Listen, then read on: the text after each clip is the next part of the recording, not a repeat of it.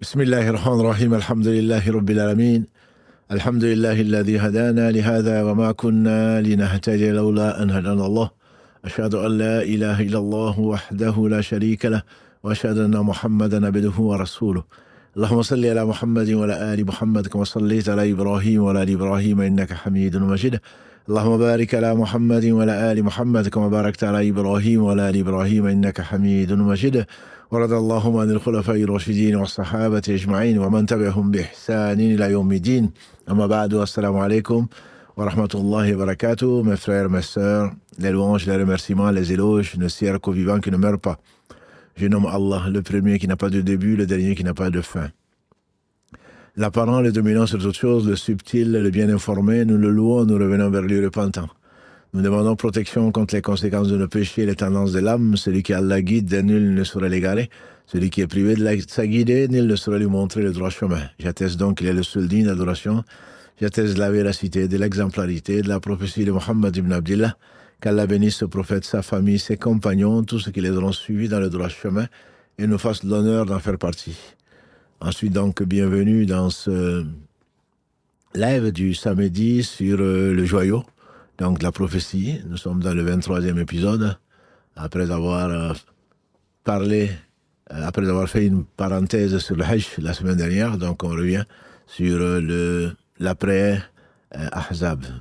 Ahzab, les confédérés, les coalisés, et on a vu toute la grâce d'Allah subhanahu wa ta'ala sur les croyants, notamment sur son prophète sallallahu alayhi wa sallam, puisque c'est lui seul, et il n'a besoin de rien, qui a dispersé, qui a défait, qui a vaincu les ennemis d'Allah, ennemis d'eux-mêmes, qui sont coalisés donc. On dit, Dieu seul en sait le nombre, en tout cas venus de toutes parts, on a vu, et qu'Allah subhanahu wa ta'ala les a dispersés en particulier par l'envoi d'anges certainement, et également d'un vent glacial. Et une sourate porte ce nom pour que l'on n'oublie pas, parce que c'est un épisode qui est extrêmement important dans la vie des compagnons du prophète sallallahu alayhi wa sallam. Allah en a donc fait le titre de la sourate numéro 33 Al-Ahzab. Il parle d'Ahzab ailleurs, mais dans le sens des gens qui se rassemblent. Mais là, quand on parle d'Al-Ahzab, c'est vraiment associé donc cette sourate à cet événement qui est si important. Et alhamdulillah, Allah subhanahu wa ta'ala a consacré de très nombreux versets sur cet épisode, notamment à partir du verset 10, quand il lui-même dépeint la situation donc, dans laquelle les croyants, je dis bien les croyants, sont passés, jusqu'au verset numéro 26. De 10 à peu près jusqu'à 26, et Allah rappelle, Ya ayyuhalladhina amanu dhkuru ni'matallahi alaykum, idh ja'atkum junudun fa'arsalna alayhim rihan wa juludan lam tarawha wa kana Allahu bima ta'maluna basira. Idh ja'ukum min fawqikum wa min asfala minkum wa idha ghatil absar wa balagatil qulubul hanajir wa tadhunnuna billahi dhununa.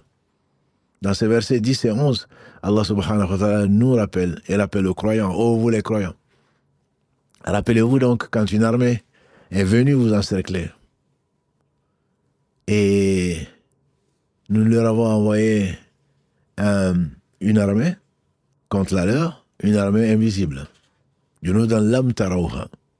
Et Allah est parfaitement, sachant parfaitement au fait de toutes choses. Et c'est que vous faites. Wallahu bima ta'maluna basir. Il voit parfaitement tout ce qui se passe. Idh ja'ukum, quand ils sont venus. Min fawqikum, au-dessus de vous. Min asfala minkum, en dessous de vous. Idha ghatil absar, quand les regards ont chaviré. C'est tellement beau, c'est tellement bien dit. On imagine les compagnons du prophète sallallahu alayhi wa sallam, malgré leur foi, malgré leur détermination. Et pourtant, Allah subhanahu wa ta'ala, notamment dans le verset 21, quand il dit subhanahu wa ta'ala, إذ رأى المؤمنون الأحزاب قالوا هذا ما وعدنا الله ورسوله وصدق الله ورسوله وما زادهم إلا إيمانا وتثبيتا. Dans cette même sourate, donc verset 21, Allah dit, quand les croyants, les vrais croyants, ont vu les coalisés, ils ont dit, voilà ce que Allah nous a promis, voilà ce que le messager nous a promis, Et Allah a dit vrai, son messager a dit vrai. Et cela n'a fait qu'augmenter leur foi et leur détermination. Ça, il s'agit des croyants. Malgré tout, les épreuves secouent.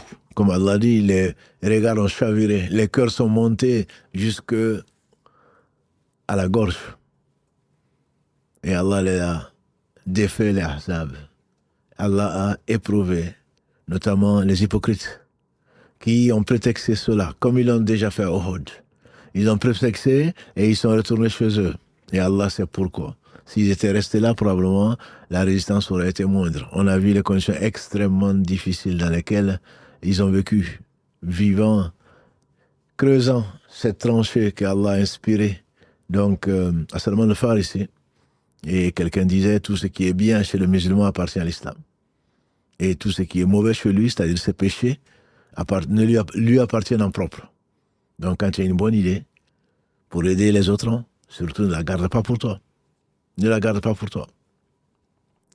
Il y a un scientifique, un collègue qui est décédé maintenant, de Denver, qui disait, aux États-Unis, qui disait, si tu as une bonne idée et que tu comptes mettre en pratique, ne le dis pas.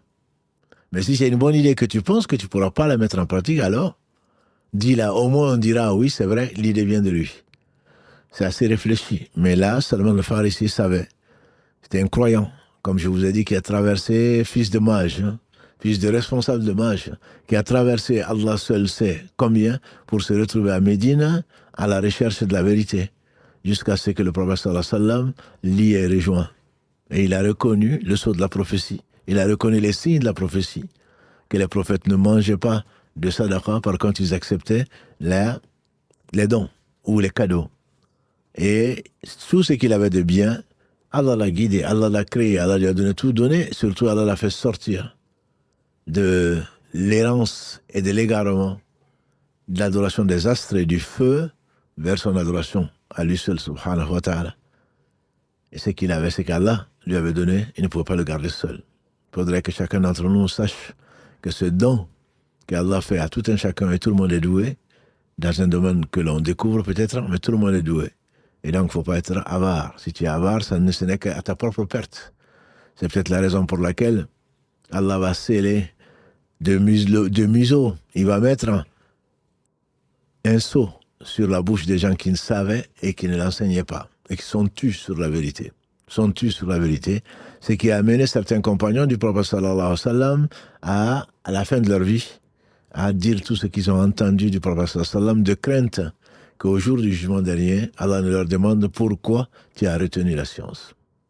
La science, cette noble valeur.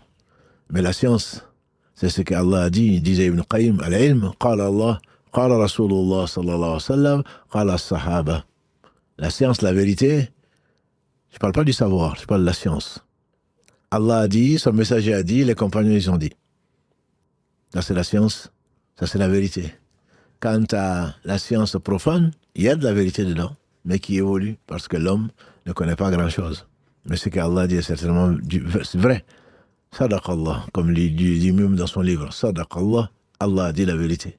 Et Allah ne dit que la vérité, bien sûr. Son messager, alayhi salatu wassalam, ne disait que la vérité, puisque c'était de l'inspiration, alayhi salatu wassalam. Et donc, ils ont vécu cet événement-là, et Allah subhanahu wa ta'ala, après un mois de siège, on a dit, il a envoyé le vent, il a envoyé son armée, il a envoyé surtout parmi son armée, ce qu'on a dit, donc qui est là, l'effroi dans le cœur des ennemis d'Allah subhanahu wa ta'ala. Et le prophète alayhi salatu wassalam nous a dit qu'Allah l'a aidé. Allah lui a donné 5 choses qu'il n'a donné à personne, dont le fait de l'effroi qu'il met dans le cœur des ennemis d'Allah quand ils entendent que Muhammad sallallahu alayhi wa sallam a 1 mois de marche. Et à 1 mois de marche de leur lieu, l'effroi les envahit. Ils ont peur. Ils ont peur. Ça c'est l'armée d'Allah ne sait. La capacité, le contenu, la composition de l'armée d'Allah, si ce n'est lui. Il a envoyé des anges, il n'en a pas besoin. Et il a défait les coalisés. Il a dévoilé le fond d'un certain nombre de choses, d'un certain nombre de gens, dont les hypocrites. qu'Allah nous accorde une bonne fin. Parce que ceci fait peur. Peur pour celui en tout cas qui croit au jour du jugement dernier. En effet, personne n'est garanti de mourir dans l'islam. Et Allah subhanahu wa ta'ala a voulu dévoiler le fond des gens et personne ne mourra sans que Allah ne l'ait éprouvé. Pour prendre des témoins, il n'a pas besoin de témoins subhanahu wa ta'ala, pour prendre des témoins contre eux, pour ceux qui vont en enfer, ou pour eux, pour ceux qui ont donné leur vie à Allah subhanahu wa ta'ala, de tout point de vue. Allah a éprouvé les croyants, il a créé la mort et la vie pour cela. On s'étonne parfois des choses que l'on ne comprend pas, et Allah est sage. Allah ne fait que le meilleur, même si on ne comprend pas. Donc, ce Seigneur subhanahu wa ta'ala, quand il a défait les coalisés, et nous avons dit que le prophète sallallahu alayhi wa sallam le disait souvent, notamment à Safa, dont on a parlé la semaine dernière, Al-Marwa également, quand il montait sur le mont Safa, mont sur lequel est montée la mère d'Ismaïl, alayhi salam, pour rechercher de l'aide d'Allah subhanahu wa ta'ala au travers de la rencontre d'êtres qui pourraient l'aider. Quand elle est montée là, elle n'a vu personne, elle est redescendue presque en courant, au moins dans une portion, qui est la portion où il y a la lumière verte, encore, pour l'indiquer cette portion où les hommes pressent le pas pour aller vers Marwa, elle monte également vers Marwa. Et elle recherche, elle n'a rien, elle ne voit rien. Elle retourne, elle fait ceci, donc cette fois, qu'on appelle donc le saï, entre Safa et Marwa. Mais dans la façon de procéder qu'Allah a aimé, c'est-à-dire dans la sunna du prophète sallallahu alayhi wa sallam, et il nous a indiqué de la suivre pendant les pèlerinages, prenez de moi vos rites. Quand on monte sur Safa, on se dirige vers la Qibla, vers la Kaaba que l'on voit, et on invoque Allah subhanahu wa ta'ala, Allah akbar, la ilaha illallah wahdahu la sharika lah, lahul mulku wa lahul hamdu jusqu'à la fin. Mais ce qui m'intéresse ici, c'est que la ilaha illallah sadaqa wa'ada, ghazza junda, wa hazama al-ahzaba wahda. C'est ce que l'on dit. La ilaha illallah, point d'être digne d'adoration si ce n'est Allah. Il a soutenu son armée, secouru son prophète, tenu sa promesse, et il a défait les coalisés tout seul.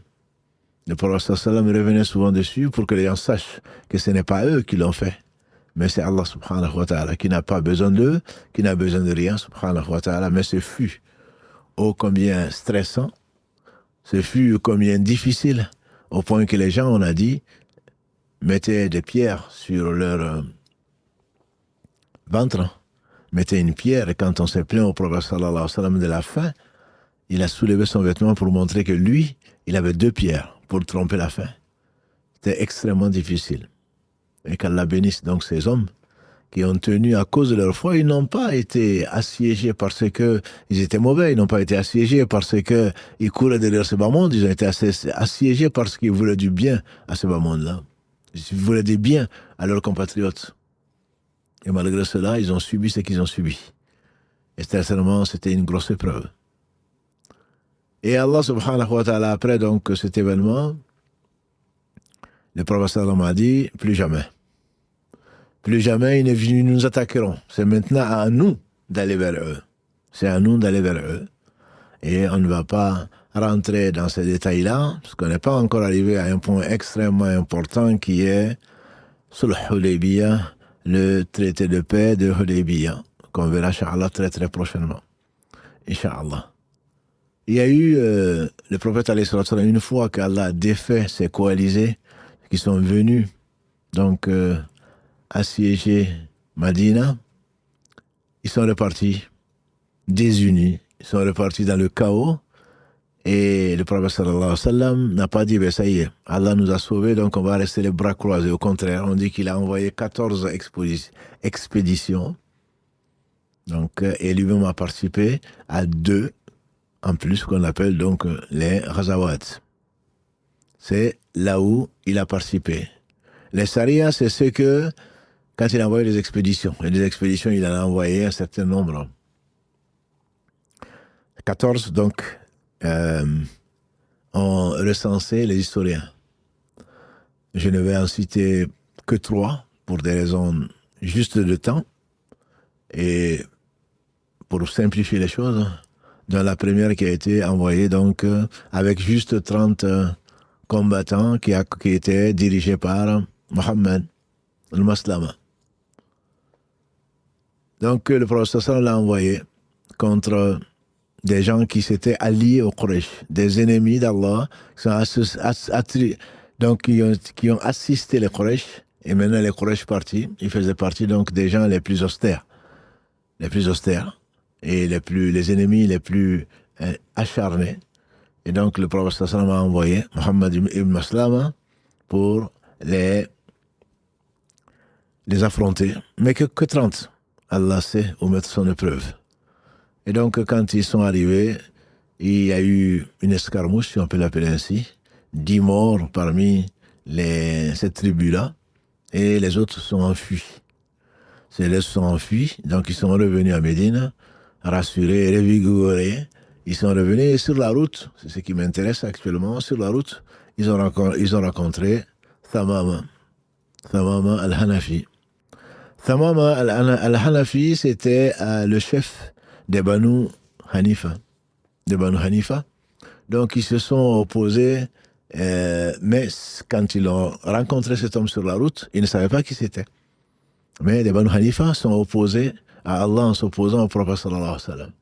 Quand ils l'ont ramené comme prisonnier, puisqu'il l'a eu sur la route, pensant probablement qu'il faisait partie de la tribu, ils l'ont attaché à la mosquée.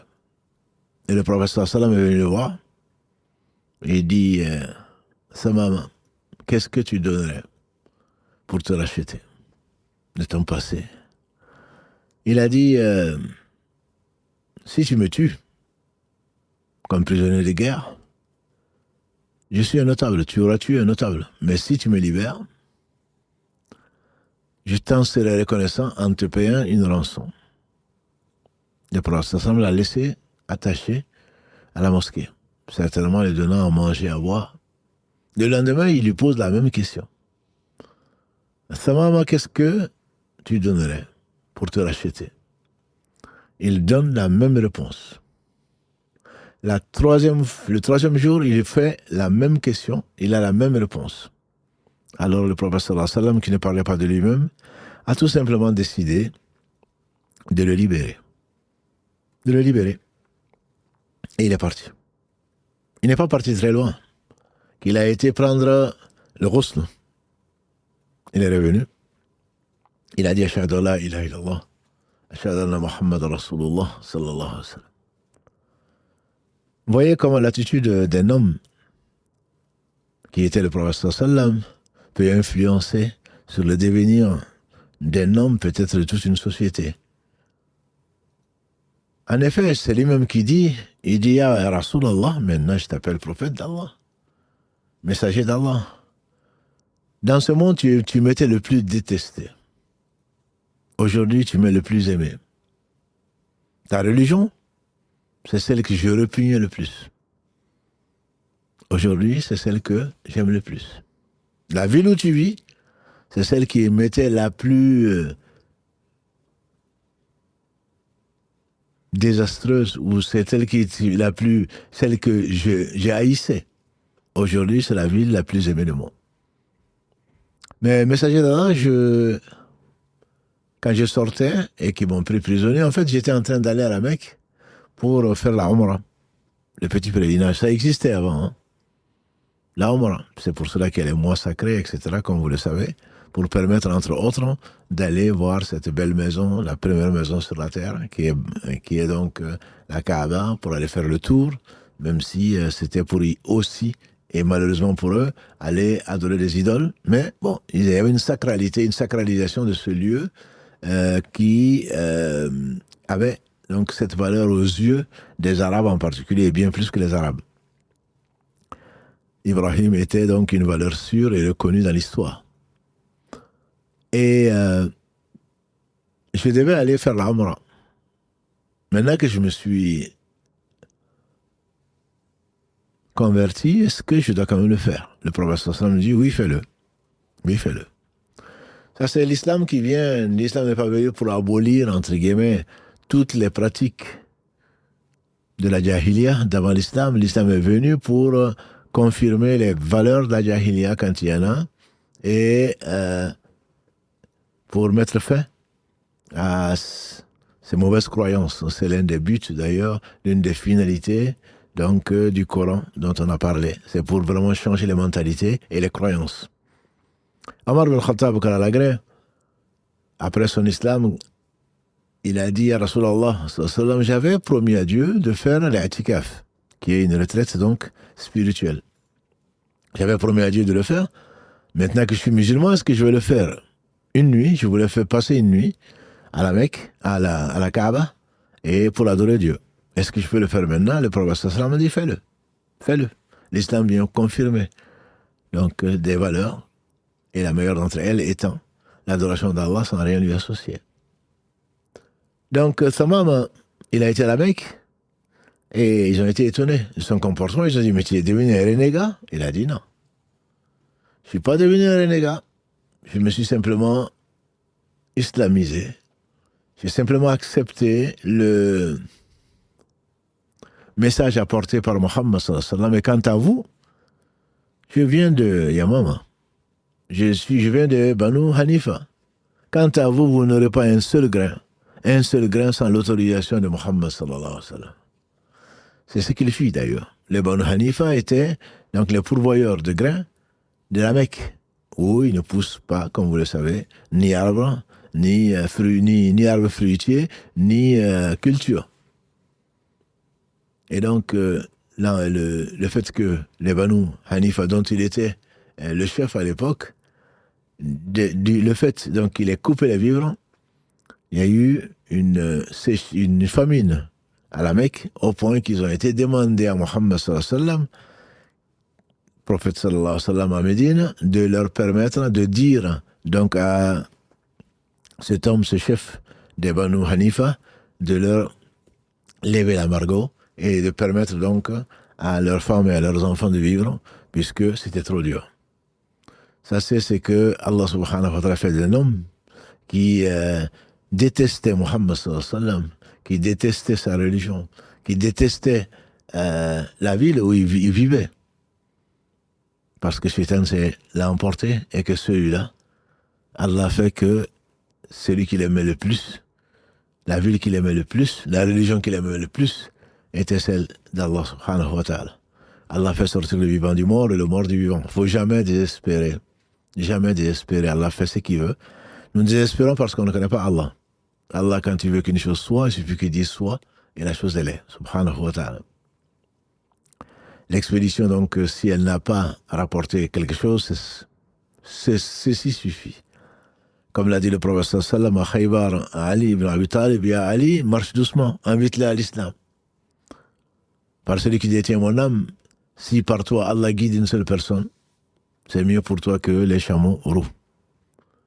Une deuxième expédition dont je voulais vous parler, elle a été conduite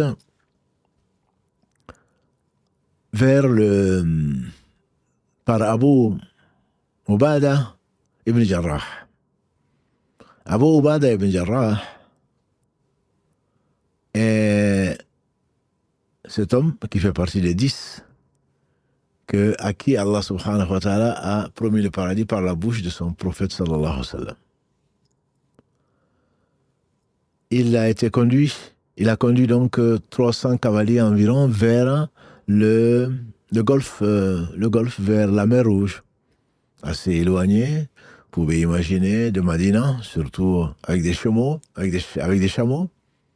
au confin donc vers la mer Rouge. Et pendant cette expédition, il se retrouvait donc avec des compagnons qui marchaient avec lui et ils ont eu quelques problèmes de ravitaillement. Je dirais, c'était plus long que prévu, au point qu'il ne restait plus beaucoup de dates. Il a décidé de tout rassembler, de ces dates. De tout rassembler. Et il donnait une date par jour à ses compagnons. Une date par jour. On ne peut pas l'imaginer. Il disait, Jabir ibn Abdillah, qu'Allah l'agrée ainsi que son père, il dit qu'il a participé à cette expédition. Et en réalité, il disait qu'ils avaient une date, que le suçait comme un enfant peut sucer un bonbon ou autre chose. Une date par jour. Et les gens de la génération d'après lui demandent, mais comment est-ce que ça peut se faire? Comment est-ce qu'on peut le faire? Et pourtant, c'est arrivé. On a dit déjà que pendant le siège de Medina, combien ils ont souffert de faim. Là, c'est une date. Bien sûr, pour des gens qui se privaient du manger, du boire pour Allah subhanahu wa ta'ala, qui ont fait le ramadan, comme Allah leur a demandé, Allah leur a donné la force de résister. Et le jeûne à cela, de vrai, que cela te donne la force parce que ça donne la piété. Et le ne pas manger, certainement tu vas perdre des kilos, mais la force ne vient pas du manger. La force vient d'Allah subhanahu wa ta'ala. Et la patience, notamment, qui est ce don incommensurable. Tout à l'heure, il y a quelques heures seulement, une jeune fille qui est venue pour se reconvertir à la porte de la mosquée, et elle devait revenir demain, qui est le jour où la mosquée consacre un atelier du Dohr Asr, qui s'appelle donc Découverte de l'Islam, que j'ai appelé Découverte de l'Islam, où participent des hommes et des femmes, et de une personne à 20 personnes peuvent se reconvertir le même dimanche, le même après-midi. Cette dame qui vient de loin, même a-t-elle dit, n'avait pas le temps. On lui a dit de revenir demain. Elle dit, mais j'aurais du mal à revenir. Et parce que mon père est devenu musulman il y a 2 ans. Elle était accompagnée de sa mère. Peut-être que son père écoute ce live, ou même elle-même. Bienvenue donc, dans cette religion qui est celle d'Allah. Et ce qu'elle a dit, entre autres, c'est que j'ai fait le ramadan avant de cette année. Et à cause du ramadan, ou au travers du ramadan, j'avais peur de tout. Je n'arrivais même pas à sortir pour aller jeter la poubelle. J'étais arrivé à ce stade. Mais par le ramadan, Allah m'a donné la force d'affronter le monde et le reste, et je me sens bien. Et donc c'est la raison pour laquelle je viens confirmer, donc comme mon père, je viens confirmer qu'Allah se le mérite l'adoration que Mohammed est son messager. Donc ça c'est juste il y a quelques heures. Que ce n'est pas si je parlais du ramadan, de la force que Allah donne aux gens qui jeûnent, je dis bien qui jeûnent, pas qui perdent quelques kilos, parce que leur fond n'a pas changé, parce que on ne s'est pas abstenu de la tromperie, on ne s'est pas abstenu du mensonge. Toujours est-il que ces gens, d'après Jabir ibn Abdillah, qu'Allah l'agrée ainsi que son père, dans ce qui a été consigné dans les authentiques de Al-Bukhari et Muslim, ce n'était qu'une période, bien sûr, ce n'était qu'un test, ce n'était qu'une épreuve. Et pendant ce temps-là, il y a Allah subhanahu wa ta'ala leur a permis, sur la route, à côté de la mer Rouge, qu'est-ce qu'ils voient? Ce qui leur paraissait être une colline, en réalité. Mais ce n'était pas une colline. Quand ils se sont rapprochés, c'était un animal des mers, qu'ils n'avaient bien sûr jamais vu. On imagine un bédouin qui n'avait peut-être jamais vu la mer. Un cachalot peut-être. En tout cas, qui s'est retrouvé là, avec échoué. Quand le chef de l'expédition a été constaté qu'il était mort, ils ont commencé donc à en profiter. Il dit pendant 1 mois, même qu'ils sont devenus gros, ils ont même pris du poids. Et c'était un poisson. Certains diraient une baleine, mais ça a l'air d'être beaucoup plus gros parce qu'on dit que une dizaine de personnes pouvaient s'asseoir dans l'orbite de cet animal, ou de cet animal marin, et que quand il coupait la viande, si on peut l'appeler ainsi, de cet animal marin, et que quand ils arrivaient à couper des muscles, que c'était comme c'était aussi gros qu'un bœuf. Et que une des côtes, ils se sont amusés à mettre une des côtes, donc, et que des chameaux pouvaient passer en dessous, tellement c'était grand. Quand ils sont revenus, donc, à Medina, qu'ils ont raconté ça au prophète sallallahu alayhi wa sallam, il leur a dit, ça c'était un don d'Allah subhanahu wa ta'ala, après la difficulté et la facilité. N'avoir qu'une date et ils ont supporté cela. Allah leur a donné ceci pendant 1 mois et ils ont même fait des provisions. Des provisions. Donc, quand ils sont arrivés, le prophète sallam a dit, est-ce que vous en avez pour que je le voie au moins? Oui, ils en avaient. Ils avaient donc fumé. Ils avaient fumé ceci et il en a goûté, sallallahu alayhi wa sallam. Ça, c'était un miracle parmi les miracles. Ils sont revenus, alhamdulillah, après avoir été éprouvés et après avoir gagné ce pourquoi ils sont partis, c'est-à-dire l'agrément d'Allah subhanahu wa ta'ala. La troisième expédition et dernière, Inch'Allah, je m'arrêterai là sur les expéditions, sur les 14. La dernière expédition a été donc dirigée par Abdurrahman ibn Auf. Abdurrahman ibn Auf, j'espère que vous vous en souvenez, c'est l'un des 10 également qui a eu la bonne nouvelle de leur vivant d'aller au paradis. Abu Bakr au paradis, Omar au paradis, Othman au paradis, Ali au paradis. Donc Abdurrahman ibn Auf en faisait partie. Jubayr aussi, Saad ibn Abi Waqqas. Bref, Abdurrahman ibn Auf, bien qu'il ait été, je ne sais pas si vous en souvenez, c'est l'exemple type que je donne souvent et que probablement les historiens donnent par rapport à la fraternisation dans l'islam. Il est venu de Makkah, il a abandonné meubles et immeubles, il est venu à Médine et il s'est retrouvé avec presque rien. Et le prophète sallam l'a fraternisé avec qui? Avec Saad ibn Rabi'a. Qui dit Saad ibn Rabi'a dit un homme qui est parmi les Ansar. On a vu son histoire, ou un début d'histoire à Uhud, quand le professeur sallam a dit qui va me voir qu'est devenu Saad à Uhud. Hudayfa ibn Yaman dit moi. Il a été le voir, il l'a trouvé agonisant. Il a dit, le prophète sallam te passe le salam et demande tes nouvelles. Il dit passe le salam au prophète sallam et dis-lui que je sens l'odeur du paradis. Et dis aux Ansar qu'ils n'auront pas d'excuses s'il arrivait quoi que ce soit au prophète sallallahu alayhi wa sallam. Il a rendu l'âme. Ça c'est Saad ibn Rabi'a. Donc il a été comme frère. Allah lui a choisi au travers du prophète sallam de Abdurrahman ibn Auf. Et donc Saad ibn Rabi'a a dit je suis l'un des plus riches de Médine. J'ai 2 femmes. Ma richesse, je divise en 2. Et tu prends la moitié. Et parmi mes femmes, tu regardes celle qui te plaît, je divorce avec elle et tu l'épouses. Et Abdurrahman ibn Auf, un grand homme, parmi les premiers de l'islam. Et il avait été blessé. Il a été blessé par au moins 20 coups qu'il avait reçus à Uhud, au point d'avoir la main paralysée. Mais le prophète sallam l'a quand même désigné comme chef de cette expédition, où ils étaient, on disait, environ 700, pour aller où? Aux confins de l'Arabie, dans le Cham, aujourd'hui qu'on appelle la Syrie, la Palestine, etc. Et donc, c'était des gens qui étaient des chrétiens. En contact avec les Romains, c'était des Arabes qui étaient devenus chrétiens. Donc il va, sous l'ordre du prophète sallam, il va donc aller donc au fin fond, à la limite, je dirais, de l'Arabie. Et quand il arrive là, et comme le veut l'islam, comme le veut la tradition, le prophète sallam l'a d'abord conseillé, comme il le faisait souvent. Ya Abdurrahman, crains Allah. Que personne d'entre vous, de ton équipe, ne s'attribue le butin. Tenez à vos engagements. Et ne touchez à aucun enfant.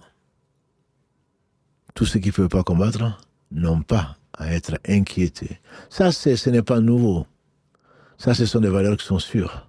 Quand on voit des enfants et des femmes qui meurent jour et nuit, de gens qui prétendent être des croyants, je veux dire, ça, ce sont des valeurs qui sont sûres. Même dans la guerre, il y a des droits. Il y a des droits qu'Allah a donnés et qui, après, les compagnons du prophète sallam ont accepté et ont transmis, notamment Omar notamment Abu Bakr et d'autres quand il a accompagné l'armée de Osama bin Zayd, etc. Mais ça, peut-être qu'Allah nous donnera d'autres occasions pour en parler. Pas aujourd'hui.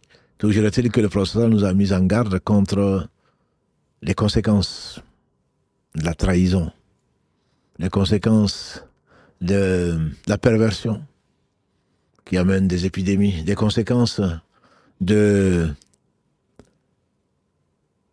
la trahison, de ne pas s'engager, de ne pas respecter ses engagements, de la perversion et autres qui sont les causes de la sécheresse, comme il le dit. N'eût été une miséricorde pour les animaux, Allah aurait tout simplement décimé ces gens et pas une goutte il l'aurait reçue. Et bien d'autres conséquences des péchés des humains. Si Allah nous interdit un certain nombre de choses, c'est pour notre bien. Et nous avons été avertis. Personne ne peut dire qu'il n'a pas été averti. Et revenons donc à cette expédition. Abdurrahman ibn Auf qui arrive, on dit que c'est la tribu donc, des Kalbi al-Kubra. Kalbi al-Kubra, ce sont les Kalbi, mot à mot, ce serait le chien. Mais chez les Arabes, il y a des tribus qui ont de ces noms. Al-Kubra, donc, c'est le plus grand. Le Kalbi al-Kubra, il va donc vers cela et il les invite à l'islam. Ils ont dit, tu n'auras de nous que l'épée. Tu n'auras de nous que l'épée. Le deuxième jour, il les invite à l'islam. Et la même réponse. Troisième jour, il les invite quand même à l'islam. Parce que le but n'est pas autre chose que de libérer les cœurs. Libérer les hommes, libérer leurs cœurs. De la passion. Les libérer de l'éphémère. De la vie de ce bas monde. De l'amour des choses éphémères. Pour l'immensité de ce qui attend les croyants, qu'Allah nous confirme cela au paradis. Et donc, le troisième jour, c'est le chef même de cette tribu, Al-Kalbi, qui a accepté l'islam.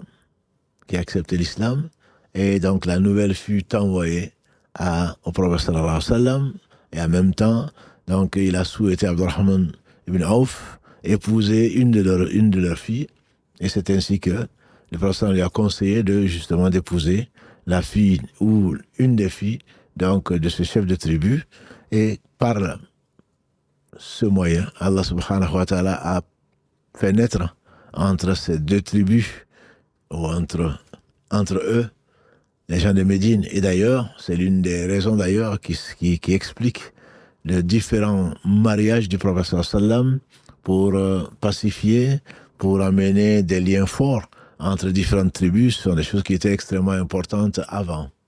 Ça, c'était avant. C'est-à-dire ces liens d'honneur, ces liens de solidarité entre différentes tribus, etc. Et le mariage contribuait beaucoup à cela. Ça, c'est donc 3 expéditions. Saria, rapidement. Saria aussi, rapidement sur cela. Mais il y a eu des événements que j'aimerais vous narrer et qui sont rapportés dans la sourate qui porte son nom, Al-Ahzab. Le premier événement, c'est le mariage de Zayd ibn Thabit. Zayd ibn Haritha, le père de Oussama ibn Zayd. Zayd ibn Haritha, si vous vous en souvenez, on l'a vu dans la première partie de la sira du prophète sallallahu alayhi wa sallam, était un esclave qui avait été acheté par Khadija, notre mère, et Allah subhanahu wa ta'ala donc a voulu que Khadija le donne à son époux, donc Mohammed sallallahu alayhi wa sallam, avant la prophétie. Et les parents de Zayd, je vous dis les esclaves, pas parce qu'ils sont nés esclaves, on est tous nés libres. Et on fait dire Omar ibn Khattab, comment est-ce que vous allez asservir des gens que leurs mères ont mis au monde libres? Et je m'adresse à tous ceux, ces prétentieux de noblesse, des prétentieux qui voient partout des gens à cause de leur couleur de peau ou à cause de je ne sais quoi d'autre, qui sont les esclaves. L'esclavage, très certainement, ils sont esclaves, eux, de leur passion. La noblesse chez Allah subhanahu wa ta'ala, c'est la piété, et que lui seul sait, et qui est dans le cœur. Inna akramakum indallahi atqakum. Les plus nobles parmi eux, ceux qui refusent de donner leurs fils et leurs filles aux castes et à je ne sais quoi l'autre, très certainement que ne connaissent pas la valeur de l'homme. La valeur de l'homme réside dans son comportement qui lui-même est basé, en tout cas est récompensé par ce pourquoi on le fait. Et la seule chose qui vaille vraiment le coup, c'est de croire en Allah subhanahu wa ta'ala et de tout faire pour rechercher sa noble face subhanahu wa ta'ala, sa satisfaction. Donc, Zayd ibn Haritha a été donné, vous en souvenez certainement, en esclavage ou en serviteur de Mohammed sallallahu alayhi wa sallam.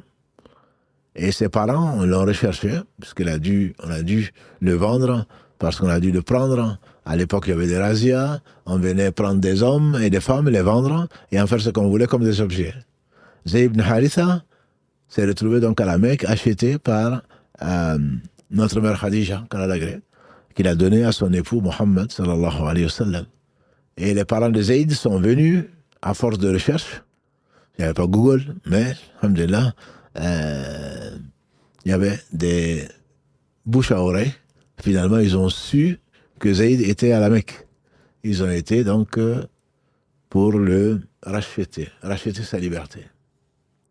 Et voilà qu'ils ont proposé donc à Mohammed sallallahu alayhi wa sallam, avant la prophétie, de racheter donc la liberté de Zayd. Qu'est-ce qu'il leur répond, alayhi salatu salam, bien avant la révélation? Il était connu comme étant Mohammed al-Amin, comme vous le savez. Il a dit, si Zayd veut être libre, il n'y a pas de souci, vous pouvez l'emporter, vous pouvez l'amener avec vous. Je vous le donne gratuitement, entre guillemets. Mais s'il veut rester avec moi, il reste avec moi. Est-ce que vous êtes d'accord? Ils ont dit oui, d'accord. Ils ont demandé à Zayd. Zayd leur dit, c'est que j'ai vu dans cet homme, je préfère être esclave de cet homme que d'être libre. Et en effet, quand Allah aime quelqu'un, très certainement, il donne la foi. Et il a vu en cet homme, avant la révélation, c'est pour cela c'est le premier homme esclave, entre guillemets, qui a cru à Mohammed sallallahu alayhi wa sallam, le premier homme libre, c'est connu pour être Abu Bakr, et la première femme, bien sûr, est connue pour être notre mère Khadija, et le premier enfant, c'est Ali ibn Abi Talib, radiallahu ta'ala anhum ajma'in. Donc, quand Zayd a choisi la compagnie, malgré le fait qu'il reste esclave en théorie, quand Zayd a accepté de rester plutôt que de repartir avec ses parents, le prophète sallam l'a amené à la Kaaba, il dit, je vous prends à témoin que j'ai libéré Zayd et que je l'ai adopté. On l'appelait à ce moment-là Zayd ibn Muhammad, comme vous le savez. Donc ici, c'est le tabanni qui était donc chez les Arabes de la Jahiliya une tradition, tout simplement une tradition. Une tradition que celui qui a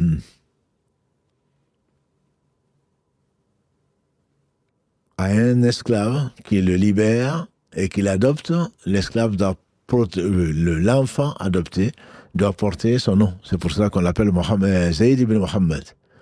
Et Allah subhanahu wa ta'ala a voulu, dans cette sourate en particulier, qui parle de décoaliser, certainement après cet embargo, il a voulu donc abolir cette loi vivant chez les Arabes. Et donc, il a révélé notamment les premiers versets de la sourate 33, notamment les versets 4, 5, où Allah subhanahu wa ta'ala, ma ja'ala Allahu li rajulin min qalbayni fi jawfihi, wa ma ja'ala azwajakum allati tudhahiruna minhunna ummahatikum, wa ma ja'ala adiyaakum abnaakum dhalikum qawlukum bi afwahikum, wallahu yaqulu al-haqqa wa yahdi as-sabil. Allah n'a pas mis deux cœurs dans la poitrine d'un homme, ni considérez vos mères que celles qui vous ont enfanté. Mais celles qui vous ont enfanté, ce sont vos mères. Et si vous ne les connaissez pas, appelez ces enfants adoptés par le nom de leur père. C'est ce qui est juste chez Allah. Si vous ne connaissez pas leur père, ce sont vos frères en matière de religion et vos associés ou vos alliés. Mais Allah ne vous veut pas, ne vous en veut pas, ne vous tient pas rigueur si vous vous trompez. Donc Allah a aboli, on n'appelait plus donc Zayd ibn Muhammad, on devait l'appeler Zayd ibn Haritha, c'est bien ça. Et l'islam a interdit, le prophète a averti que celui qui prend un autre nom que celui de son père, qui dit qu'il il descend où ses parents sont un tel et un tel, alors que c'est fou, alors qu'il le sait, celui-là, très certainement, il a la malédiction d'Allah, la malédiction du prophète, sallallahu alayhi wa sallam, la malédiction de tous les hommes. Et donc, dans l'islam, l'adoption, qu'on appelle l'adoption complète, n'est pas permise. n'est pas permis. On peut s'occuper d'un enfant, on doit s'occuper d'un enfant, on doit s'occuper d'orphelins, et on doit s'occuper donc des enfants en général, mais simplement on leur garde leur nom si on le connaît. Si on ne le connaît pas, dans tous les cas, on n'a pas à donner son nom à un enfant donc que l'on ne connaît pas. Et c'est pour cela que dans l'islam, un enfant adultérien, par exemple, ne sera jamais l'enfant de l'homme qui réclame cela. Malgré ce que l'on dit, malgré ce que l'on souhaite, malgré ce que l'on veut. Allah a interdit cela. Donc les gens qui seront les plus châtiés au jour du jugement dernier font partie de cela, ceux qui se réclament d'autres que leur père. Allah donc a aboli donc cette disposition qui était chez les Arabes, une chose qui était bien entendu établie. Et le prophète alayhi salatu wassalam lui a demandé, lui a cherché à le combler, comme le diraient aujourd'hui les frères et les sœurs, à parfaire sa religion. Il a demandé, donc il a cherché une femme pour ce Zayd ibn Haritha. Cette femme n'a pas été cherchée ailleurs que dans sa propre famille, et c'est sa cousine, Zaynab bint Jahsh. Zaynab bint Jahsh. On a parlé dans l'épisode 22 de Zaynab bint Jahsh, quand la calomnie l'épisode 21, quand la calomnie des hypocrites avait amené à le prophète sallam a demandé à Zaynab. On disait qu'elle s'appelait Bara ou Boura. Bara en arabe c'est le désaveu, mais ça veut également dire la pure. Et le prophète sallam a changé tout ce qui est mauvais. Et en particulier Bara, on n'a pas à voilà tout à coup, ne vous purifiez pas vous-même. Ne vous dites pas que vous êtes pur, que vous êtes parfaite, etc. Ce sont des prénoms qui peuvent amener à ça, c'est s'il les a interdits. Et donc, il a dit plutôt, appelle-toi Zaynab. On dit que c'est comme ça qu'on l'a appelé Zaynab. Donc, Zaynab bint Jahsh, qui est donc sa cousine, la mère Umayya de Zaynab bint Jahsh, est une des filles de Abd al-Muttalib, que l'on sait être le grand-père du prophète sallam. Et donc, Umayya était également donc la sœur de Abdallah, qui est le père du prophète sallam. Donc, c'était une cousine du prophète sallallahu alayhi wa sallam qui l'a demandé en mariage pour Zayd. La demandé en mariage pour Zayd, on dit qu'elle n'était pas très consentante. Le prophète sallam a insisté. Il a insisté pour qu'elle accepte la demande de Zayd. C'est pas parce que il a été mis en esclavage ou autre chose. Elle a fini par accepter. Certains historiens disent que c'est à propos d'elle que Allah aurait révélé le verset 26 de la sourate 33. Le verset 36 plutôt de la sourate 33.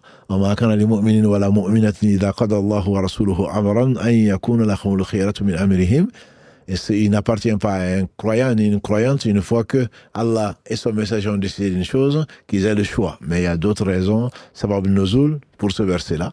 Tu sais, ça reste vrai. De toute façon, c'est un verset central, 36 de la sourate 33. Et un croyant n'a pas à avoir le choix une fois qu'il sait que Allah qui sait tout, qui est le plus miséricordieux des miséricordieux, qui est le plus compatissant, qui est le sage, qui sait absolument tout. Et si Allah décide une chose, ou son messager par révélation décide une chose, le croyant, si vraiment il est croyant, il n'a pas à hésiter et à dire oui, mais. Non. C'est Allah qui le dit, c'est vrai pour certainement Zaynab, c'est vrai pour Zayd, c'est vrai pour le prophète sallam lui-même, c'est vrai pour tout croyant. Une fois que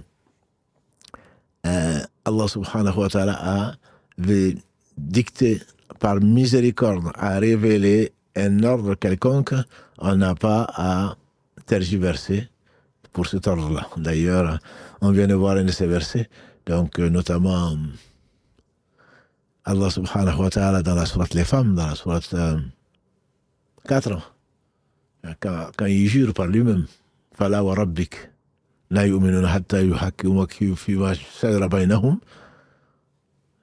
et Allah jure par lui-même, jamais ils ne seront véritablement croyants jusqu'à ce qu'ils te nomment juge de leurs différends et qui s'y soumettent donc de façon claire et qui restent sereins par rapport à ce qui a été décidé. Donc on dit que c'est ce verset qui l'aurait amené quand même à accepter la demande de mariage, donc faite par le prophète sallam pour Zayd ibn Harissa, qui s'appelait Zayd ibn Muhammad. Et donc, le ménage n'a pas été, ça n'a pas fait si bon ménage. Au bout d'un an, Zayd est venu se plaindre au prophète sallam qu'il aimait beaucoup. Le prophète sallam, on disait même qu'on l'appelait le chéri du prophète sallam, de même que son fils d'ailleurs, Osama, que quand on voulait quoi que ce soit, demander des faveurs au prophète sallam, on passait par Osama. Donc il les a beaucoup aimés, sallallahu alayhi wa sallam, et Allah seul sait. Et quand le prophète sallam a aimé, c'est très certainement une inspiration d'Allah subhanahu wa ta'ala. Il n'aimait que ce qu'Allah aimait. Et donc, elle aurait accepté ce mariage, mais ce mariage n'aurait duré que un an. Un an, Zayd se plaignait au prophète sallallahu alayhi wa sallam, et le prophète sallallahu alayhi wa sallam lui dit, crains Allah et garde ton épouse. Allah le rappelle d'ailleurs dans la sourate des Ahzab, donc les coalisés, verset 37. Quand tu disais à celui que Allah a comblé de ses bienfaits et que toi aussi tu as comblé de tes bienfaits, crains Allah et garde ton épouse. Et donc ça c'est le verset 37 de la sourate 33. Et Allah subhanahu wa ta'ala donc a révélé et laissé ce nom-là, c'est ce que j'aimerais qu'on garde. C'est le seul compagnon du prophète sallam, Zayd ibn Harissa, dont le nom est explicitement cité dans le Coran. C'est le seul compagnon du prophète sallam. Quel honneur! Même Abu Bakr, Allah dit, il qala li sahibihi la tahzan inna Allah ma'ana. Quand le prophète sallam a fait la hijra et que Abu Bakr Siddiq, qui aimait le prophète sallam plus que son père et sa mère, et qui s'inquiétait pour sa santé, pour sa vie, donc quand ils sont arrivés jusqu'au mont, à la grotte, donc, et qu'ils ont failli les voir, et le prophète sallam l'a rassuré. Donc, qu'est-ce que tu penses de deux dont le troisième est Allah subhanahu wa ta'ala, et ne sois pas triste, Allah est avec nous. Donc il s'agissait d'Abu Bakr sans aucune discussion chez les gens sensés, mais Allah n'a pas cité Abu Bakr. Allah a cité Zayd, qui suffit certainement comme honneur. Et donc Zayd est cité dans cette sourate, donc 33 verset 37, par rapport à ce que Allah subhanahu wa ta'ala rappelle de la compassion, donc l'honnêteté et la douceur du prophète sallam vis-à-vis de celui qui fut appelé Zayd ibn Muhammad, qui a été son serviteur avant qu'il ne le libère pour que ce soit son frère en matière de religion. Tel est le meilleur des hommes, sallallahu alayhi wa sallam. Et donc, ensuite, Zayd ne pouvait plus supporter cette relation-là. Donc, il a demandé à divorcer avec la cousine du prophète sallam qui s'appelait donc Zaynab bint Jahsh. Zaynab bint Jahsh, si vous en souvenez, c'est sa sœur, donc qui s'appelait Emna, dont on a parlé, et qui faisait partie de celles qui ont laissé croire que la calomnie des hypocrites était peut-être vraie. Et donc, quand le prophète sallam a demandé quand il a demandé donc à Zaynab, qu'est-ce que tu penses d'Aïcha? Elle dit, je protège mes yeux, je protège mes oreilles, je ne connais d'elle que du bien, malgré la jalousie qu'elle pouvait ressentir par rapport à une coépouse. Donc elle est connue, cette femme, pour être une femme très généreuse, une femme très dévote, comme Allah l'a choisie. Donc Allah lui a donné la foi, Allah lui a donné un très bon comportement, elle était connue pour cela. Pour revenir donc à ce divorce-là, Allah lui dit donc dans ce même verset, quand Zayd donc aura divorcé avec son épouse, ici bien sûr c'est Zaynab, son nom n'est pas cité, et quand il aura divorcé avec son épouse et qu'il ne la touchera plus, donc le délai de viduité, nous te donnons cette femme en épouse. Donc Zaynab est celle très très belle femme, c'est elle qui était fière. Et vis-à-vis de ses coépouses, entre guillemets, il disait à ses femmes, vous, ce sont vos parents qui vous ont mariés. Quant à moi, c'est Allah au-dessus des 7 cieux qui m'a marié au prophète sallam, puisque c'est Allah qui dit, nous te la donnons donc en mariage. En réalité, Le prophète sallam a appelé ce Zayd ibn Haritha, c'est lui-même qui a, puisque Allah a ordonné au prophète sallam de l'épouser, d'épouser Zaynab, pour que les choses soient claires. Le prophète sallam a envoyé Zayd dire à Zaynab, son ancienne épouse, le prophète sallam, réjouis-toi. Le prophète sallam a demandé ta main. Pour éliminer toute fantaisie, toute calomnie par rapport à ce qui a pu être écrit par les uns et les autres, qui ont transféré leur venin ou qui ont répété des choses qui sont fausses. C'est Allah qui a voulu ça. C'est Zayd qui a été demandé. Le prophète n'a pas cherché quelqu'un d'autre que Zayd pour aller demander la main de son ex-épouse. Et qu'est-ce qu'elle dit? Je ne donnerai pas ma réponse avant de demander de consulter mon Seigneur. Avant de consulter mon Seigneur, elle a été dans une partie de là où elle habitait, qu'elle prenait pour oratoire ou pour musalla, une petite partie de sa maison. Elle a été faire 2 rak'ahs, donc pour demander à Allah subhanahu wa ta'ala le meilleur dans ce mariage-là. Donc elle a consulté son Seigneur, et c'est ce qui est conseillé, pas seulement pour le mariage. On est souvent revenu dessus, l'istikhara. Une fois qu'on a décidé une chose, donc on doit faire l'istikhara, demander, mettre sa confiance en Allah, s'il y a du bien dedans, qui nous le facilite, s'il n'y a pas de bien dedans, qui nous l'écarte et qui nous rende satisfaits de cela. Elle a été faire l'istikhara, et ensuite Allah donc a révélé ce verset-là. Allah l'a donné en mariage donc au prophète sallallahu alayhi wa sallam.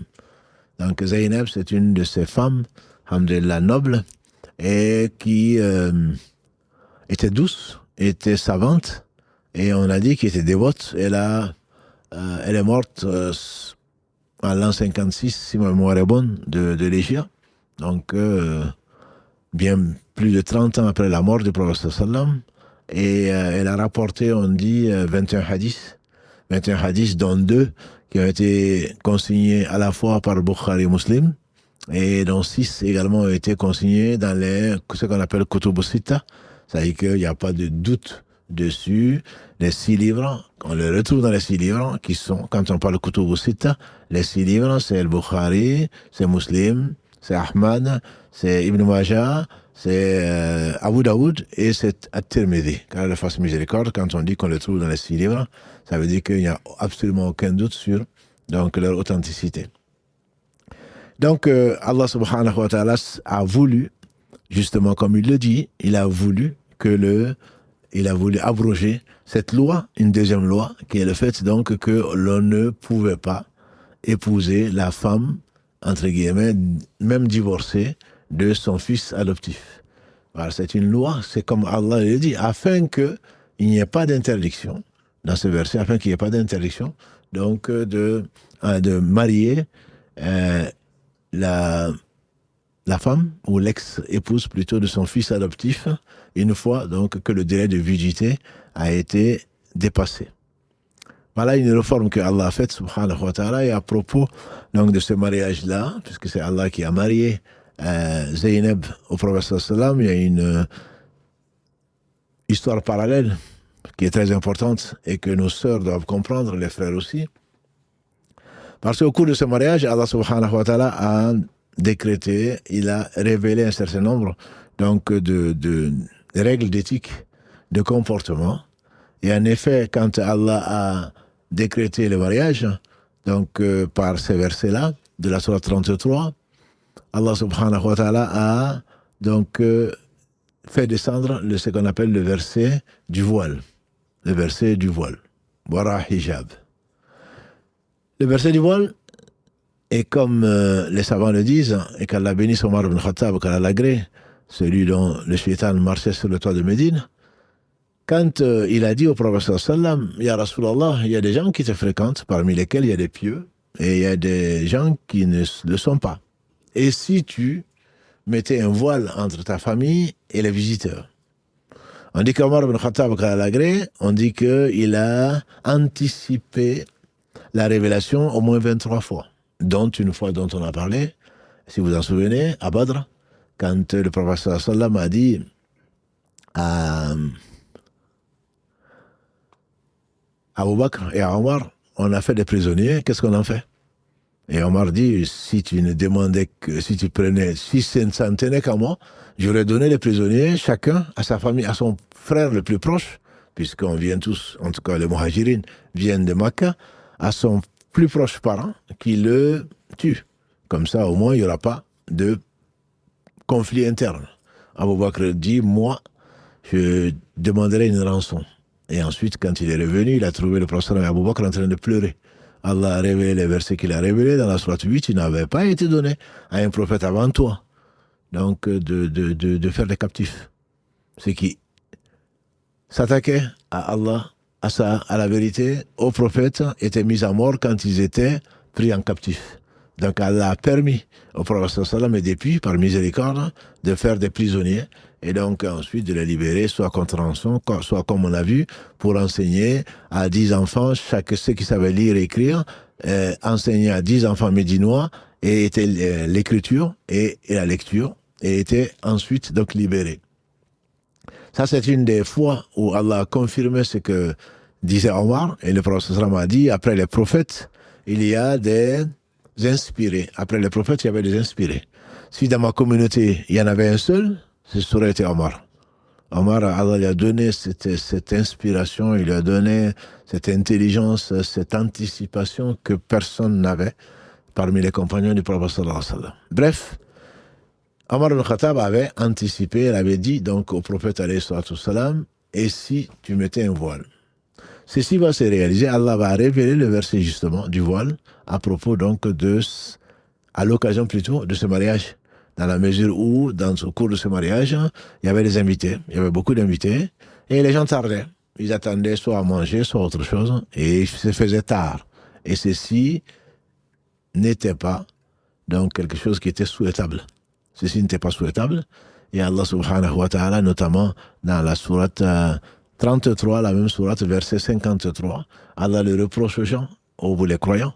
Donc n'entrez pas dans la maison du prophète sallallahu alayhi wa sallam, sauf si vous y êtes invité, et ne traînez pas, ne restez pas jusqu'à ce qu'on cuisine, en attendant la cuisson, etc., etc. Ceci dérange, gêne le prophète sallallahu alayhi wa sallam, mais il ne vous le dit pas.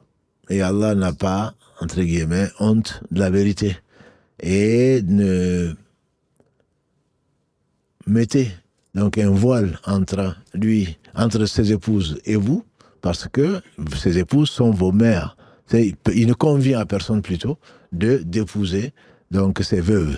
Et avant, dans l'ordre en tout cas de la sourate 33, dans le verset 6, Allah dit an-nabiyyu awla bil mu'minina min anfusihim wa azwajuhu ummahatuhum.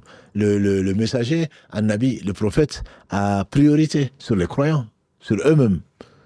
Il a priorité sur les croyants, même plus que eux-mêmes. Et ses épouses sont leurs mères. C'est pour cela qu'on les appelle donc les mères des croyants, parce que personne ne devait donc les épouser après la mort du prophète sallallahu alayhi wa sallam. Et ceci aurait très certainement été quelque chose de très déplacé que Allah subhanahu wa ta'ala a instauré donc dans cette sourate 33, verset 53. Et ce qui s'est passé, la mère de Anas ibn Malik, parce que c'est Anas qui raconte ce hadith dans la version de l'imam al-Bukhari, qui dit que sa mère, Sulaym, l'Agré, a envoyé un peu de soupe au prophète sallallahu alayhi wa sallam pour le mariage. Et le prophète sallallahu alayhi wa sallam lui a chargé à lui d'aller prendre les invités, d'aller les amener donc à profiter de cette soupe-là. Il y en avait peu. Il l'a amené comme ça, avec peu de soupe. Mais le prophète sallallahu alayhi wa sallam a dit d'aller appeler les invités. On dit il les chiffrait à peu près à 300 invités. Ils rentraient par 10 et ils mangeaient à leur faim avec du pain, et ensuite il sortait, il allait en appeler jusqu'à la fin. Et quand tout le monde avait mangé à ce moment, il a terminé, il a donné donc le vase ou le récipient à Anas ibn Malik pour le ramener à sa mère, qu'Allah a agréé tous les deux.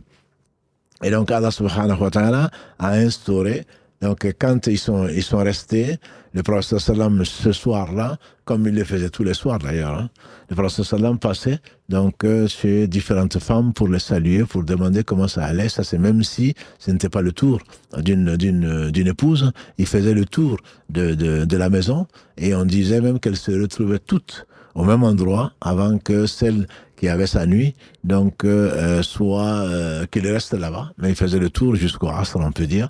Et à ce moment-là, elle repartait chez elle. Il faisait le tour, donc, puisque les gens restaient dans la maison, il faisait le tour des épouses pour leur demander comment ça allait. Elle lui disait, elle lui passait le salam, elle disait que tout va très bien, et comment elle a trouvé sa nouvelle épouse. Et donc ensuite, quand on lui a dit qu'il n'y avait plus personne, Anas a dû lui dire qu'il n'y avait plus personne. Tout le monde, tous les invités sont partis. C'est à ce moment donc qu'il est rentré donc chez notre mère Zeynep, qu'Allah l'agrée. Et Allah dit donc aux croyants, il les éduque, et en particulier aux femmes du prophète sallallahu alayhi wa sallam, de la meilleure façon. Allah subhanahu wa ta'ala, à partir des versets 31, 32 de la sourate 33, Allah parle, a donné le choix aux femmes du prophète sallallahu alayhi wa sallam de choisir entre donc la vie de ce bas monde ou l'amour d'Allah, du prophète et du jour du jugement dernier. Aïcha, notre mère, était fière que le prophète sallam lui ait demandé la première, ce qu'elle préfère. L'histoire elle est belle, elle est longue. C'est probablement quand il s'est retiré de ses femmes pendant 29 jours parce qu'elles ont été exigeantes, que Allah aurait envoyé, il ne les a pas divorcées, mais que Allah aurait envoyé donc ce verset-là, qu'elles choisissent entre la vie, entre Allah, son messager, de même que donc la vie dernière par rapport à la vie de ce bas monde-là. Si c'est la vie de ce bas monde qu'elles souhaitent, Allah va les libérer et leur donner tout ce qu'elles veulent. Par contre, si c'est l'au-delà, et Allah est son messager qu'elles cherchent, à ce moment-là, Allah va leur donner, les pieuses d'entre elles, un double salaire. Aïcha disait, le prophète m'a dit, ne te précipite pas, réfléchis, et consulte tes parents. Elle a dit, je n'ai pas besoin de consulter mes parents. Je sais Allah que je cherche, son prophète, et la vie de l'au-delà. Donc elle a été très fière, et que c'est après cela que le prophète sallam a demandé aux autres femmes qui ont toutes choisi, bien sûr, Allah, son prophète, et la vie de l'au-delà. Ceci reste vrai pour tous les couples, bien sûr. Ceci reste vrai pour le bas monde. Et ce qu'il contient n'est pas grand-chose. N'est pas grand-chose. Comment est-ce qu'on peut ne pas choisir Allah? Comment on peut ne pas choisir son messager? Comment on peut ne pas choisir l'au-delà par rapport à la vie de ce bas monde? Ibn Qayyim disait, tous les malheurs, la clé de tous les malheurs, c'est l'amour de ce bas monde. L'amour de ce bas monde. Ce bas monde comparé à l'au-delà, ce n'est pas plus, c'est comme quelqu'un qui met son doigt, l'index, dans l'eau de la mer, il le ressort, quelle quantité d'eau il aurait emporté avec lui. Et bien d'autres exemples qu'il a donnés, sallallahu alayhi wa sallam. Donc la vie, on n'a pas été créé pour autre chose que pour l'au-delà. Ce sera soit le paradis, soit l'enfer, qu'Allah nous en préserve. Et donc celui qui préfère Allah, Allah l'aime. Le prophète m'a dit, celui qui aime la rencontre d'Allah, Allah aime sa rencontre. Celui qui préfère l'envoyé d'Allah, certainement, il ne va pas être riche. Comme l'a dit le prophète, celui qui m'aime, il va devenir pauvre plus vite que la comparaison qu'il a donnée. Celui qui préfère la vie de l'au-delà va patienter un peu, et cette vie n'est que très éphémère, et va rester digne et respectueux de l'éthique plutôt, de l'islam, à savoir le bon comportement envers et contre tout. Donc Allah éduque les femmes du prophète sallam, notamment dans ce verset-là, dans le verset 32 par exemple, après leur avoir donné dans le verset 31 cette liberté entre la vie de ce bas monde et la vie de l'au-delà, du créateur de tout et du meilleur des hommes. Il dit aux femmes du prophète, vous n'êtes pas comme les femmes, comme n'importe quelle femme, si vous craignez Allah. Alors ne vous rabaissez pas à parler de façon nonchalante à des gens dont certains ont la maladie du cœur, que leur cœur ne penche. Ça fait partie des choses qui restent vraies. Il faut parler franc dans l'islam, que ce soit les hommes comme les femmes, notamment les femmes, parce que les hommes ont peut-être tendance à scruter, à chercher n'importe quelle ambiguïté et n'importe quel, des hommes, je dis, pas les hommes, des hommes, n'importe quelle allusion, n'importe quel moment en pensant que c'est une faiblesse de celle qu'on a en face, et alors que ce n'est pas vrai. C'est une interprétation, pure interprétation et allégation, en pensant que peut-être qu'elle te fait un appel du pied, peut-être que si tu lui faisais une proposition, peut-être qu'il accepterait. C'est pour cela que sans être impoli, bien sûr, il faut être bienveillant, mais de façon ferme, de dialoguer et qu'il n'y ait pas d'ambiguïté. Et Allah ensuite, dans le verset 33 et d'autres, demande aux femmes du prophète sallam de garder donc leur foyer et de ne pas s'exhiber comme on le fait, comme les femmes l'ont fait du temps de l'anté-islam.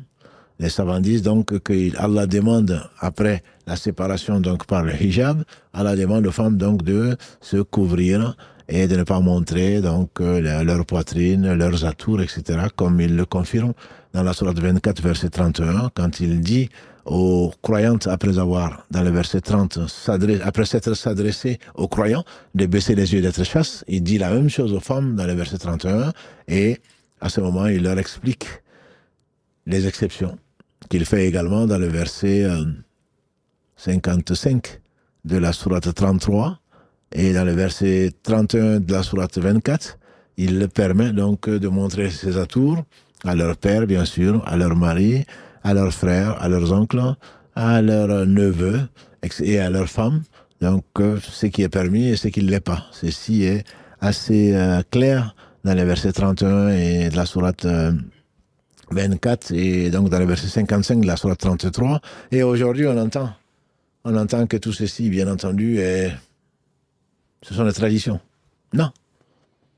Celui qui a laissé sa religion derrière lui, alhamdulillah, l'islam est simple. C'est un choix entre l'amour d'Allah, de son messager et du jour du jugement dernier, ou l'amour de ce bas monde. On n'a pas besoin d'inventer, de chercher, de cacher ses convictions ou pour amener les gens à désobéir à Allah. Celui qui désobéit à Allah, il le fait à son propre détriment. Celui qui obéit à Allah, il remercie Allah, c'est grâce à Allah. Après, chacun fait ce qu'il veut. Mais simplement, il assume les conséquences. Aujourd'hui, on entend, sur les réseaux sociaux en particulier, pour plaire je ne sais à qui, pour montrer la faiblesse de sa foi, on entend d'anciens vedettes, entre guillemets, des réseaux du 2.0, ou d'autres appeler aux femmes d'enlever leur voile. Qu'elles le fassent. Allah se passe de tout. C'est ce qu'il ne faut pas oublier. Si Allah nous a ordonné quoi que ce soit, et j'insiste dessus, c'est pour notre bien. Si Allah nous demande de baisser les yeux, d'être chaste, c'est pour notre bien. Shaitan, il rentre dans le cœur, au travers du regard en particulier. Et le regard, qu'est-ce qu'il voit? C'est ce qui peut l'attirer. C'est Allah qui a créé. Il ne s'agit pas d'enfermer ni les hommes, ni les femmes, ni les enfants, ni qui que ce soit dans une bulle. L'islam est une religion de la société. L'islam n'est pas pour une vie monarcale. Que chacun se retire dans son monastère ou dans sa mosquée, il ne parle pas, il ne regarde pas, il ne mange pas du tout, au contraire. Allah, dans la première sourate, après s'être loué lui-même, Alhamdulillahi Rabbil Alamin, Ar-Rahman Rahim Maliki Yawmiddin, ses nobles attributs et sublimes attributs, il met au pluriel directement Iyyaka na'budu wa iyyaka nasta'in. C'est toi seul que nous adorons. On adore Allah ensemble et en groupe. La prière en groupe vaut de 25 à 27 fois plus que la prière isolée, etc., etc. Allah conjugue au pluriel, rarement au singulier. Voilà. Donc l'islam n'est pas une religion où on va rester... Non, tout est interdit. J'aime à le dire, tout est permis. Sauf ce qu'Allah interdit. Allah, sachant tout et en tout créé, il a créé l'homme, il a créé la femme, il a tout créé et il nous montre un modèle de droiture, avant tout moral, un modèle d'intégrité. Donc ce n'est pas seulement le fait de baisser les yeux ou de faire ceci et cela, c'est surtout et avant tout d'avoir un cœur le plus pur possible.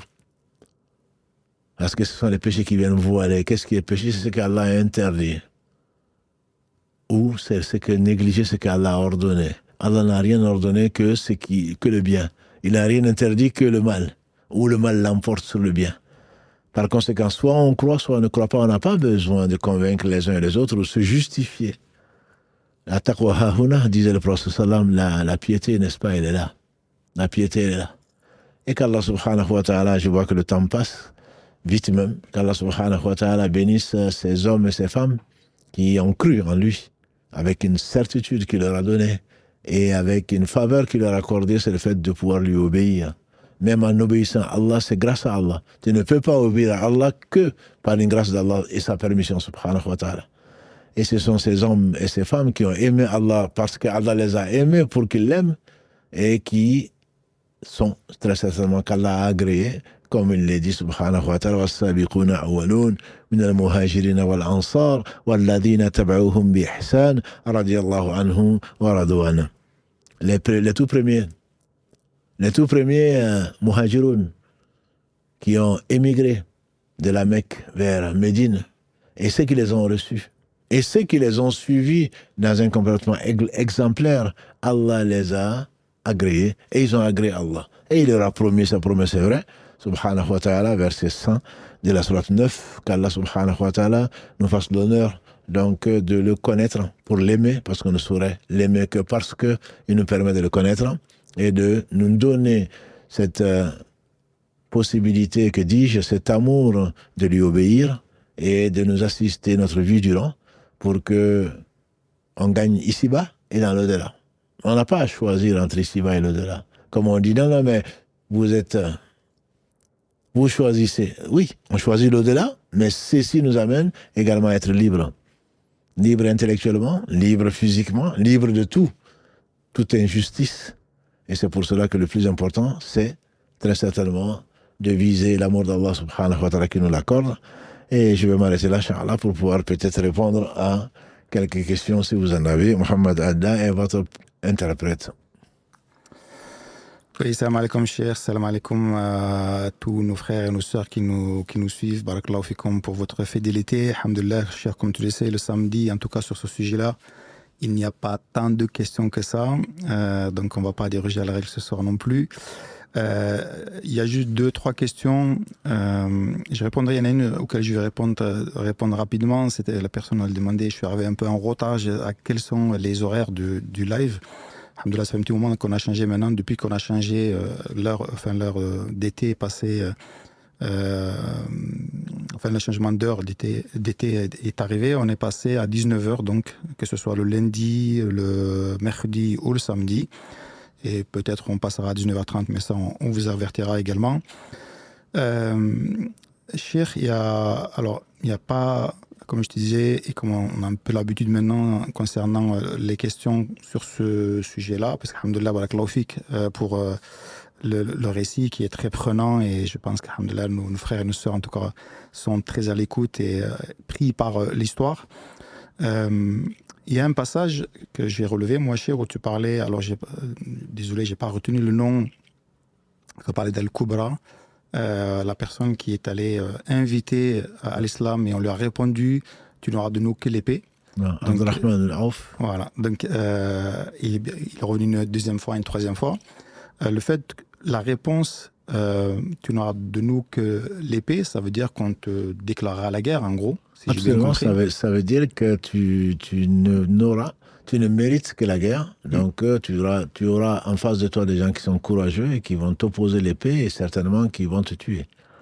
Voilà, donc en fait, on a l'impression que l'histoire se répète. Aujourd'hui, le fait d'être, ne serait-ce que musulman, ne serait-ce que maître d'apparence, on a l'impression qu'on veut déjà, en quelque sorte, entre guillemets, nous faire la guerre.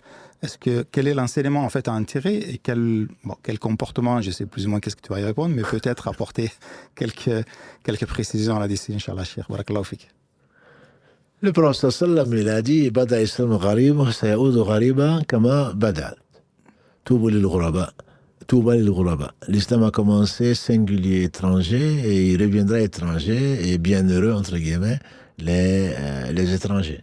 On est tous étrangers, même dans nos propres familles, on est tous étrangers. Celui qui privilégie l'amour de l'au-delà, l'amour d'Allah, l'amour de son messager, est forcément quelqu'un d'étrange et d'étranger.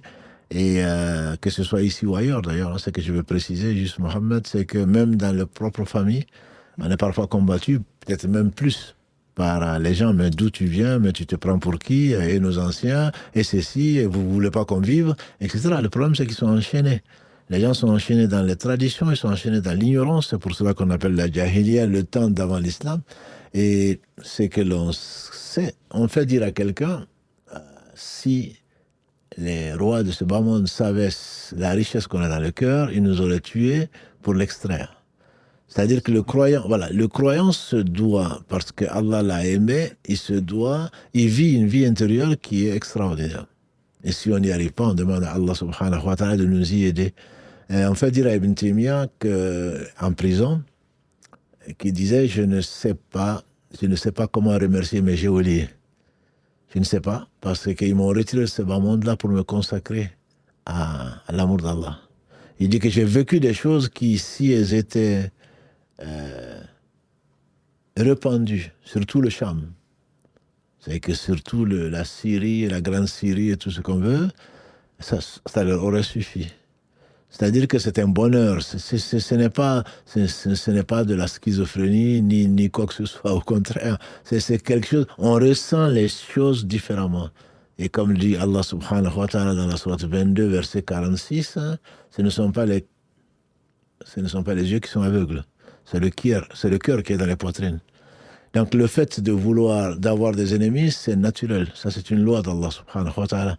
Et comme tu le sais, j'aime beaucoup ce hadith qui est authentique et qui dit que, parmi lesquels les 70 000 qui rentreront au paradis sans avoir de compte, qui dit qu'un prophète viendra avec personne.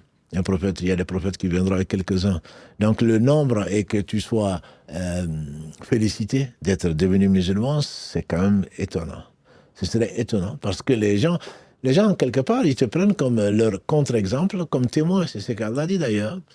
Dans le verset 143 de la sourate Al-Baqarah, donc c'est le 143 de la moitié du 286, la sourate 2, c'est facile à retenir. C'est ainsi qu'Allah a fait de vous une communauté du Ummatan Wasata, une communauté du juste milieu, afin que vous soyez les témoins contre les gens et que le messager soit le témoin pour vous. C'est-à-dire que le fait de voir quelqu'un qui ne court pas derrière le monde, quelqu'un qui relativise, quelqu'un qui accepte, qui fait la patience, c'est quelque chose que l'homme n'accepte pas parce qu'il se voit en référence. Tant que tu cherches la vérité, tu vas te retrouver tu vas être un observateur. Tu vas regarder et essayer de voir qu'est-ce que le bien, tu vas le retrouver. Et tu sauras que ton comportement n'est pas forcément le meilleur. Mais quand tu te prends pour ce que tu n'es pas, c'est-à-dire que tu te prends pour la référence, tout ce que toi tu ne fais pas n'est pas bon. Donc tu te dis, tout ce qui est fait, il faut que ça ressemble. C'est pour ça que cette pseudo-tolérance, on dit, ouais, moi je suis tolérant. Oui, je suis tolérant quand tu es tolérant quand je fais comme toi. Mais une fois que je ne fais pas comme toi, tu n'es plus tolérant.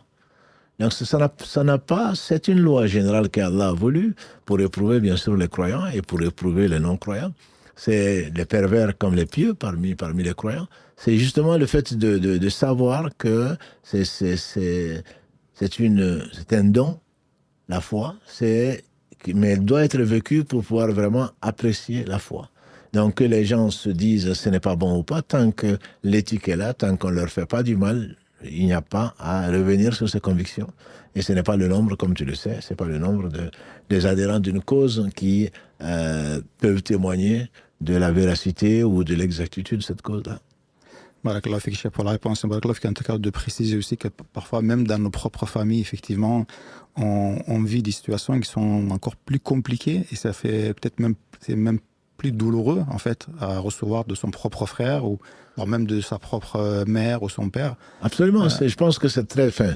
Moi, ça me tient beaucoup à cœur parce que toutes ces personnes, nous sommes tous des convertis, toutes ces personnes qui reviennent de la période anti-islamique, ça pouvait être des ivrognes, ça pouvait être des alcooliques, ça pouvait être des gens qui dilapidaient tout, qui vendaient de la drogue, tout ça. À la limite, les gens n'étaient pas contents. Mais une fois que les gens reviennent vers l'islam ou vers la foi, au lieu que les parents soient contents, c'est comme si ces gens, ceux qui reviennent vers l'islam, pointaient du doigt leurs erreurs à eux. Et donc, quelque part, ils se sentent jugés alors qu'on n'a rien dit. Ouais. Moi, je dis, je ne le fais pas. Je ne t'ai pas dit de ne pas le faire.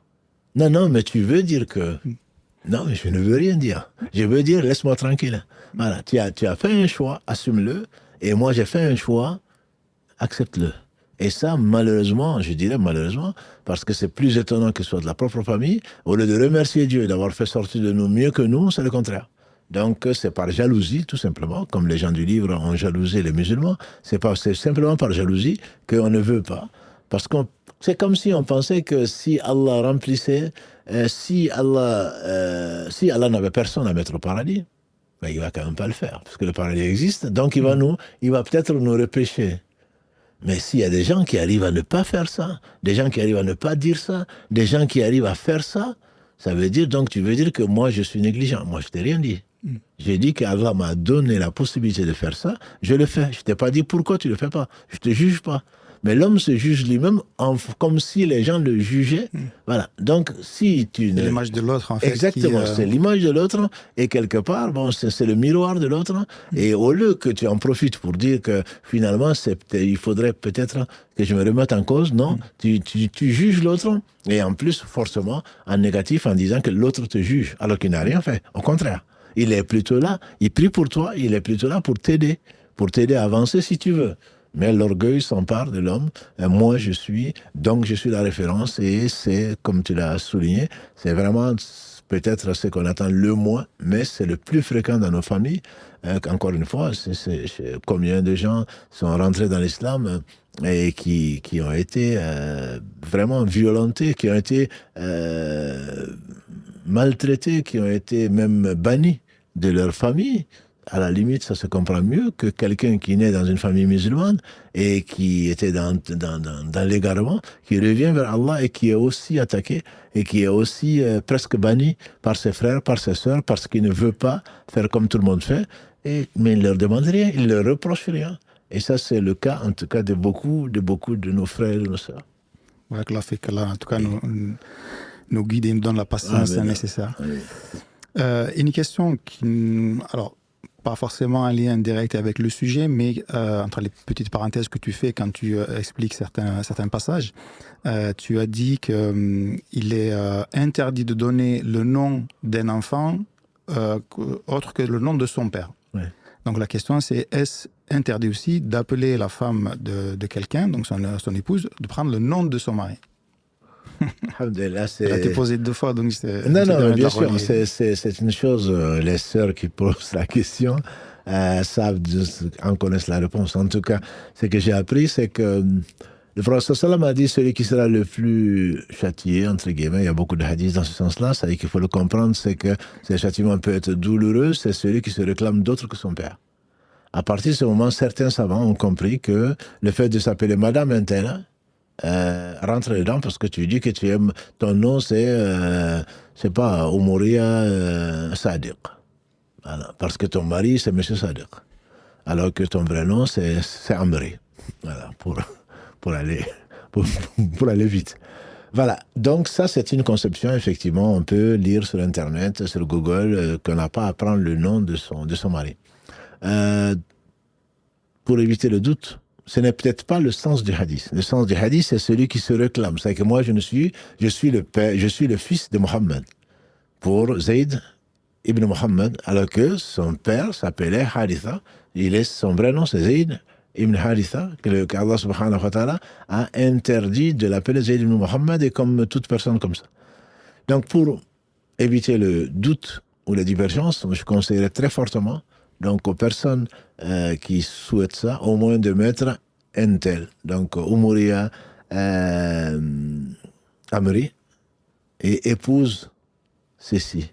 C'est le plus clair pour éviter cela. Parce que on ne peut pas dire que ce n'est pas permis de porter le nom de son époux, dans la mesure où Allah parle de la femme de Pharaon, qui est Asiya, Yani, radiallahu anha.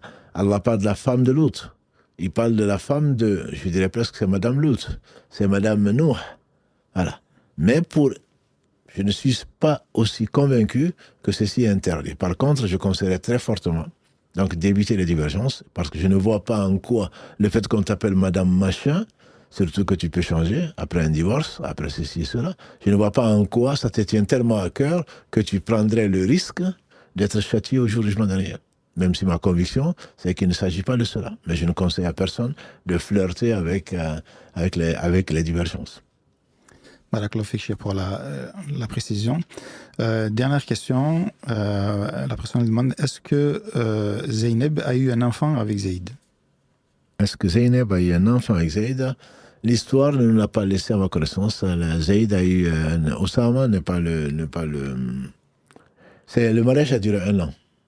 Il a duré 1 an d'après la plupart des historiens. Et l'enfant se fait à peu près 9 mois, ça se serait su.